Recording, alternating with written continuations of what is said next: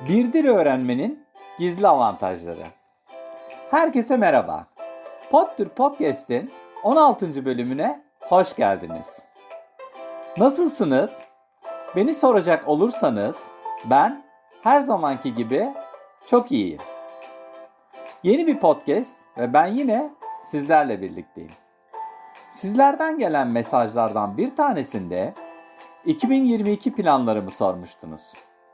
Evet, 2022 planlarımdan bir tanesini şimdi açıklamak istiyorum.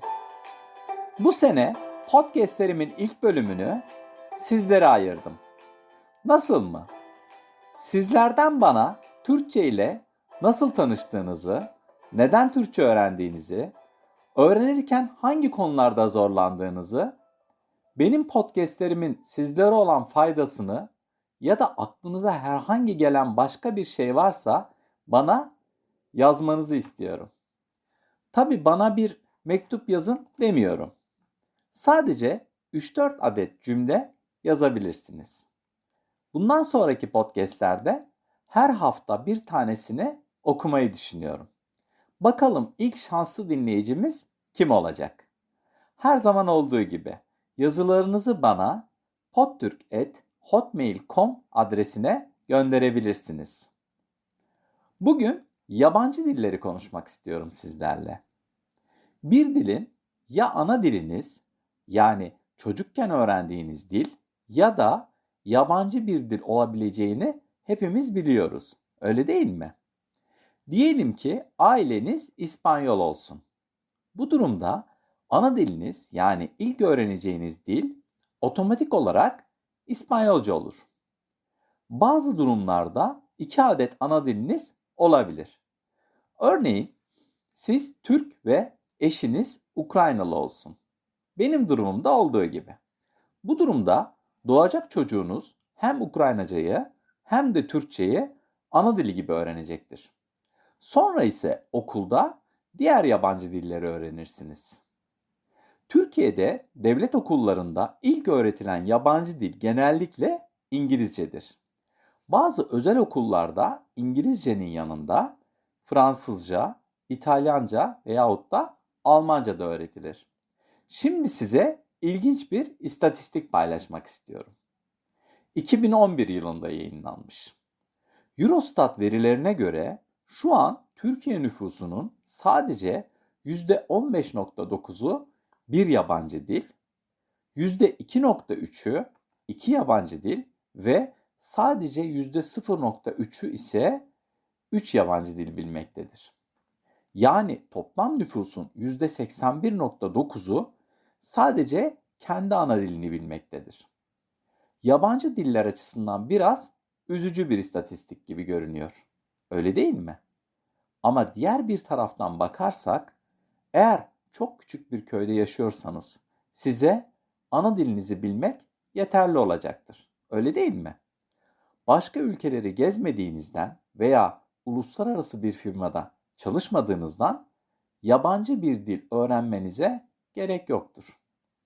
Bu istatistik bize gösteriyor ki Türklerin büyük çoğunluğu ikinci bir dil öğrenmenin gereksiz olduğunu savunuyor. Hatta angarya olduğunu düşünüyorlar. Bu arada angarya demek zorla veya baskı ile yapılan iş anlamındadır. Angarya işlere temizlik yapmayı veya bulaşık yıkamayı örnek olarak verebiliriz. Bunları yapmaktan hoşlanmıyoruz ama yapmak zorundayız. Öyle değil mi? İşte yabancı dili öğrenmekte birçok Türk vatandaşına angarya gibi geliyor. Okulda zorunlu olduğu için öğreniyor ama aslında zevk almıyor. Zevk almadığı için o dili öğrenemiyor ve ileride unutuyor. Ben Fransızca dilini ilk öğrendiğimde, yani 1997 senesi, yazları üniversitenin tatil dönemlerinde Fransa'ya ailemi görmeye giderdim. O tatillerden bir tanesinde, sanırım ikincisi idi, abim beni bir Fransızca kursuna göndermişti. Bir ayın sonunda günlük Fransızcayı öğrenebilmiştim diyebilirim. Sınıfımızda çoğunlukla benim gibi yabancı ülkelerden gelen ve Fransızca öğrenmek isteyen yabancılar vardı. Diğerlerini bilmem ama ben bu dili tamamıyla kendi isteğimle öğreniyordum. Bir zorunluluk yoktu. Herhangi bir iş görüşmesinde bir sertifika sunmama gerek yoktu. Ya da Fransa'da yaşamak zorunda değildim. Çünkü tatil bitince tekrar Türkiye'ye dönecektim. Fransızcayı Türkiye'de konuşacağım bir imkanım yoktu aslında. Sadece Fransızca öğrenmeyi seviyordum diyebilirim. Ama ben Türkiye'ye döndüğümde kurslara devam ettim. Ve bu dili etkin kullanabileceğim bir seviyeye ulaştım diyebilirim. Bence bir dili öğrenmek istiyorsanız en iyi metot o işi zevk alarak yapmak ve o işe gönül vermektir. Peki ya siz hangi nedenle Türkçe öğreniyorsunuz? Çünkü Türk sinemasını veya Türk edebiyatını mı seviyorsunuz? Ya da Türk arkadaşlarınız mı var? Bana maillerinizde görüşlerinizi yazarsanız çok sevinirim. İşte bugün sizlere yabancı bir dil öğrenmenin bir sürü iyi yönünden bahsedeceğim. Belki profesyonel kariyerimiz ile ilgili olmayan ama beynimiz ve toleransımızı ilgilendiren sebepler diyebilirim. Bir dil öğrenmenin beynimiz için neden iyi olduğunu ve bizi neden daha hoşgörülü kıldığını bilmek ister misiniz? 2000'li yılların başından beri iki dil bilen insanlar hakkında bir sürü çalışma yapılmış. Bilim adamları iki dil bilen insanlarla tek dil bilen insanların beyinleri arasında bir fark var mı diye araştırma yapmışlar. Bu çalışma için genellikle çocuklar kullanılmış. Ebeveynleri iki ayrı dil konuşan bir ailenin çocuğu ile ailesinde tek dil konuşulan çocuğu karşılaştırmışlar. Bu arada Türkçe'de ebeveyn anne baba demektir. Eskiden bilim adamları ailede iki dil konuşulmasının bir handikap olacağını düşünüyorlarmış. Neden mi? Anlatayım. İki dil konuştuğumuzda beynimizde iki tane çalışan sistem olduğunu düşünün. Bir dili konuşurken diğeri aktif değildir. Öyle değil mi? Bir örnek verecek olursak. Arkadaşlarımla Türkçe konuşurken bazen aklımdakileri daha iyi anlatabilmek için aklıma İngilizce bir kelime gelebiliyor. Yani Türkçe konuşuyorum ama beynimde İngilizce sistemi de devrede diyebilirim. Bu nedenle bilim adamları bu iki dili konuşan çocukların beyninde bir karışıklık olabileceğini düşünüyorlarmış. Bu nedenle çocukların konsantrasyon eksikliği olabileceğini ve bu konsantrasyon eksikliği nedeniyle de derslerinde başarılı olamayacaklarını düşünüyorlarmış. Ama yakın zamanda bilim adamları bu konuda yeni bir çalışma yayınladılar. Bu çalışmaya göre iki dil bilen çocukların diğerlerine göre daha kolay ve çabuk öğrenebileceğini belirtiyorlar. Problem çözme tekniklerinin çok iyi olduğunu söylüyorlar. Bazı bilim adamlarına göre ise iki dil bilen çocuklar çevrelerinde olup biteni çok daha iyi kontrol edebiliyorlar ve her şarta kolaylıkla adapte olabiliyorlar. Yani bu son araştırmaya göre iki dil bilen çocukların beyin kapasitelerini daha üst düzeyde kullandıklarını söyleyebilirim. Beynimize olan bu faydalarından sonra şimdi de isterseniz tolerans seviyemizi nasıl arttırdığını konuşalım. Sizce neden bir dil öğrenme toleransımızı geliştiriyor olabilir? Var mı bir fikriniz? Bir yabancı dili öğrendiğinizde insanların farklı iletişim kurduklarını, fikirlerini farklı şekillerde ifade ettiklerini görürsünüz. Farklı bir kültürleri olduğunu ve bizim kültürümüzün dünyada tek olmadığını anlarız. Ayrıca uyum sağlama kapasitemizi de arttırıyor diyebilirim. Nasıl mı? Mesela çok seyahat eden birisi için yeni bir ülkeye uyum sağlamak kolaydır. Farklı ortamlarda yaşamaya, farklı yemek türlerini yemeye, farklı milletlerden insanlarla birlikte olmaya alışkındır. Bunun tam tersini düşünün. Hiç seyahat etmeyen biri için bu çok zordur.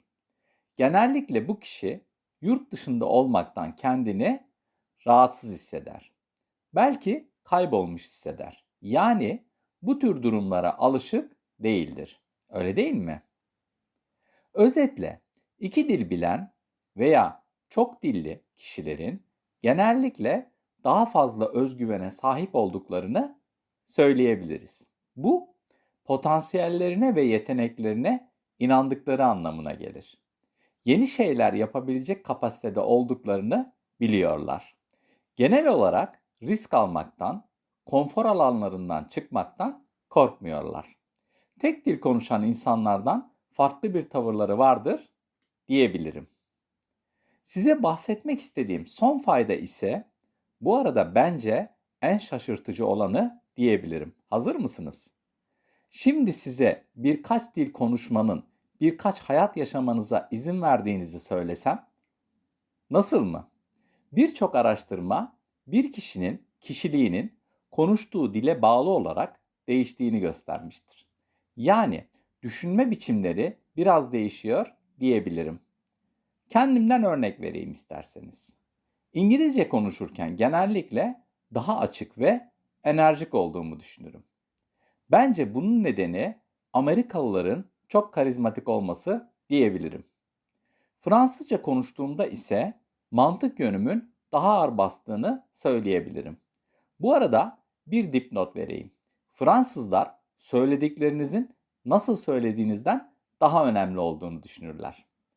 Sizler de sanırım benimle aynı durumdasınız. Türkçe kişiliğiniz nasıl peki? Yorumlar kısmına yazarsanız çok sevinirim. İşte yine bir podcast'in daha sonuna geldik. Umarım bu podcast sizlerde Türkçe ve diğer dilleri öğrenmeye devam etme isteği uyandırmıştır. Neden olmasın? Transkripte her zaman olduğu gibi videonun altında ulaşabilirsiniz. Beni sona kadar dinleyen dinleyicilerime çok teşekkür ediyorum. Beni desteklemek istiyorsanız videolarımı beğenip altlarına bir yorum bırakabilirsiniz. Ayrıca kanalıma da abone olabilirsiniz. 2 hafta içerisinde sizlerle Mimar Sinan'ı konuşmak istiyorum. Görüşmek üzere. Kendinize iyi bakın ve sağlıkla kalın.